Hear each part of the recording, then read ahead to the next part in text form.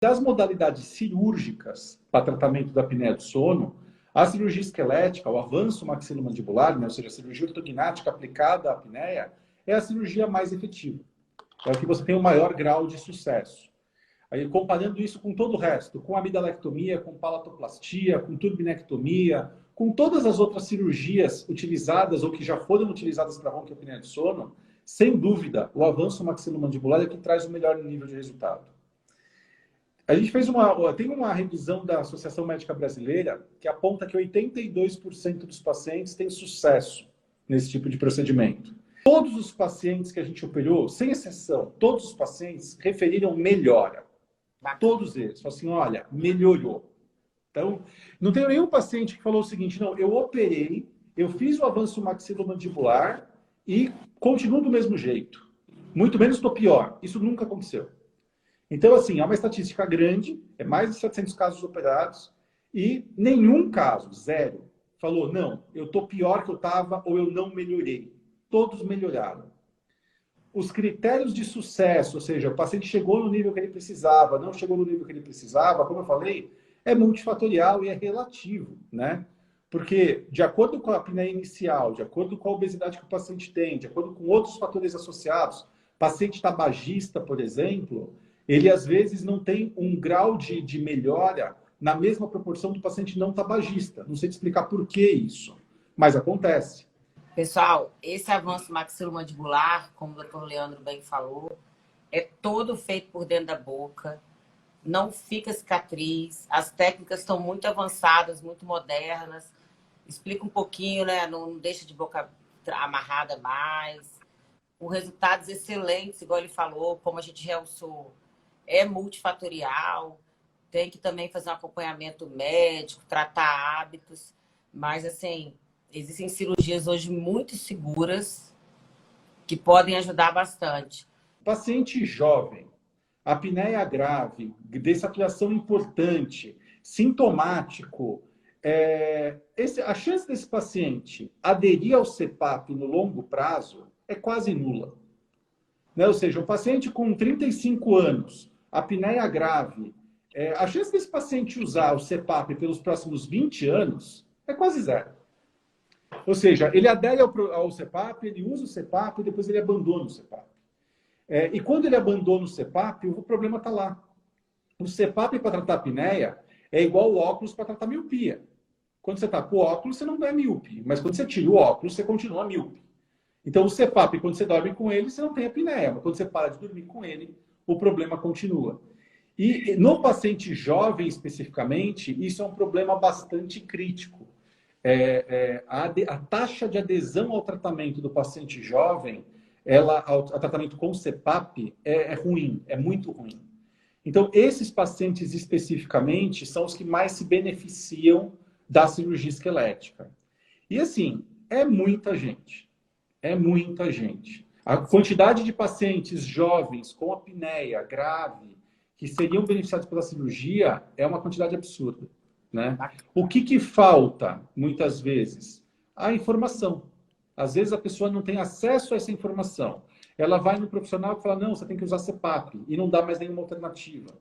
Ah, não, você tem que perder peso, mas também não dá mais nenhuma alternativa. Então, a minha forma de enxergar esse tipo de coisa é assim, você quer puxar a sardinha para a cirurgia? Não. Muito pelo contrário. Eu não quero operar quem não quer ser operado. Hoje, eu faço de tudo para não operar quem não quer ser operado. O que eu acho é que a pessoa tem que ter consciência de todas as possibilidades que ela tem. Então, ela tem que saber sobre o emagrecimento, ela tem que saber sobre a fono, ela tem que saber sobre aparelho intraoral, ela tem que saber sobre CPAP, sobre cirurgia de tecido mole, ela tem que saber a verdade a respeito de tudo. E ela tem que ter a verdade, ou seja, ela tem que poder julgar, dentre essas opções, o que melhor se enquadra para ela. Mas, infelizmente, isso não é a realidade. A imensa maioria dos pacientes tratados com apneia do sono hoje, eles são conduzidos para um tratamento sem ter a noção do todo, sem ter a amplitude de tratamentos que eles poderiam ter. Isso eu acho um grande problema. Você realçou uma coisa bem bacana aí. Muita gente precisa, muita gente não adere ao CPAP e às vezes pode estar tendo medo por falta de conhecer melhor, né? Que muitas vezes o medo está ligado ao desconhecimento, à falta de informação. E às vezes está correndo muito mais risco em estar tendo várias apneias numa noite, que gera todo um problema cardiovascular, aumenta o índice de infarto, né, de problema hormonal, até de libido. E pode, né, lançar a mão aí de um novo conceito, de procurar bons profissionais para ter um outro olhar, né, uma oportunidade. Isso que eu vejo, assim, os resultados realmente são animadores. As pessoas que é o que você falou, que aderem ao tratamento, que amadurecem a ideia, que topam operar, eu concordo plenamente. Eu acho que o paciente tem que querer. Assim, os resultados, eu vejo assim que eles ficam muito agradecidos e vejam a diferença no dia a dia. Então, a cirurgia ortognática no tratamento da apneia, ela anda sempre junto com o controle de peso. Se a gente não tiver um cuidado para isso, o índice de sucesso se compromete. E os casos que têm o melhor resultado é aquele paciente que cuida das duas coisas. É o paciente que opera, resolve o problema esquelético e perde o peso e fica dentro de um IMC normal ou, no máximo, um sobrepeso. Esse cara cura. Na imensa maioria das vezes, esse cara cura. O que me motiva muito nos tratamentos dos avanços é isso, é você dar a oportunidade de, quando tratado em equipe, com diagnóstico, ter resultado muito bom. Isso que eu presenciei aqui, porque às vezes o paciente fala, já fiz o septo várias vezes, já tentei me adaptar ao CPAP, e quando ele associar, eu até estou perdendo peso, né? Porque tem muitas pessoas assim, que elas cuidam das outras coisas, e elas até querem aquele empurrãozinho. Você já deve ter tido oportunidade de pessoas que fizeram ortognática, aí muda o olhar, tudo muda, ela dorme melhor, aí ela já fica com menos indisposição, ela já acorda com mais vontade de fazer algum exercício, já vai dando aquela mudança de vida, uma coisa motiva a outra. E a pessoa, quanto mais velha ela fica, mais tolerante às dificuldades ela é, né? Sim. O paciente jovem é mais rebelde, ele não quer aquilo, ele quer ter uma vida desimpedida, livre e tal. O paciente mais velho já entende que às vezes ele tem algumas limitações, tem coisa que ele pode, tem coisa que ele não pode. Então ele tem uma tendência de ter uma adesão ao CPAP maior. Tem gente jovem que usa CPAP e usa bem? Claro que tem. Mas a taxa de aderência ao CPAP, ela é péssima, e principalmente na população jovem. Então, eu acho que essa é a população com a melhor indicação para o procedimento cirúrgico de fato. Eu costumo fazer uma analogia também, principalmente para os pacientes novos, que a gente fez o diagnóstico, que tem uma alteração maxilar, que vai influenciar. É a mesma coisa que você pegar um paciente jovem e falar, usa uma bengala, ou não joga mais bola, não faz a natação que você gosta, porque o seu joelho está com problema. Se você tiver uma oportunidade de procurar um bom especialista que vai dar o diagnóstico, fazer uma boa tomografia, vai operar ele de maneira correta e ele vai se reabilitar, né? As pessoas hoje em dia estão vivendo muito mais anos. Eu acho que é uma oportunidade muito boa, porque a experiência que a gente tem, é o que você mesmo falou, 24, 48 horas ele está em casa, se recuperando. Então, os benefícios, né, sobrepõem. Mas eu vou ter que operar. Mas, às vezes, você adiar uma solução pequenas frustrações diárias, né? No caso da apneia do sono, o problema em si é muito mais difícil. É diferente da ortognática. Às vezes, o paciente com ortognática não tem queixa nenhuma. É uma questão puramente estética, e a estética que não atrapalha para ele. Ok. Esse paciente talvez possa passar a vida sem fazer cirurgia ortognática, que ele não vai ver benefício. O paciente de apneia, não. O paciente de apneia, ele sofre com aquilo todos os dias. Né? Ele e todo mundo que está ao redor dele sofre com aquilo todos os dias. Então, procrastinar e não tomar uma atitude de tratamento nisso, e aí eu digo de tratamento, não digo nem de cirurgia, tratamento, ou seja, poxa, mas eu não quero fazer cirurgia, então usa CPAP. O que não dá é para não fazer nada. Né? Ou seja, o que não dá é para você falar o seguinte, não, eu não vou fazer nada. Você vai usar o CPAP? Vou. Então usa. Se você desistir de usar o CPAP, então opera. Mas faz alguma coisa. O que não dá para você falar o seguinte, não, eu não vou operar, eu não vou usar o CPAP, eu vou continuar com a doença. Essa é a pior decisão. Alguma coisa para tratar, a gente precisa fazer. Por quê? Porque a gente está falando de uma doença que mata.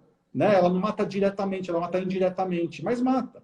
Você vai ter um aumento de índice de infarto, de AVC, um monte de complicações cardiovasculares que podem acontecer em função da cirurgia. Então, não dá para a gente negligenciar, ou seja, não é para fazer cirurgia, a gente é cirurgião, eu e você, mas não é para fazer cirurgia, é para tratar.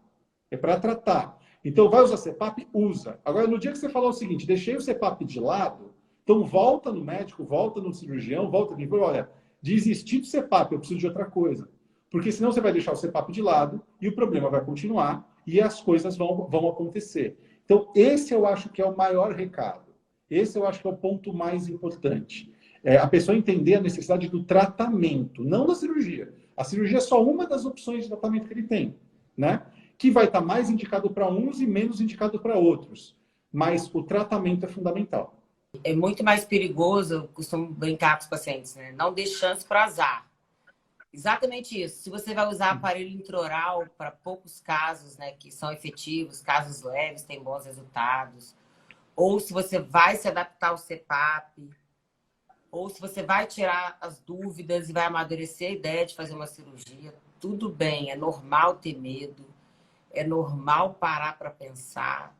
Agora, a pessoa tem que tomar muito cuidado em ter uma vida arrastada, né? O que você falou, abala todo mundo. E não é só questão sonora.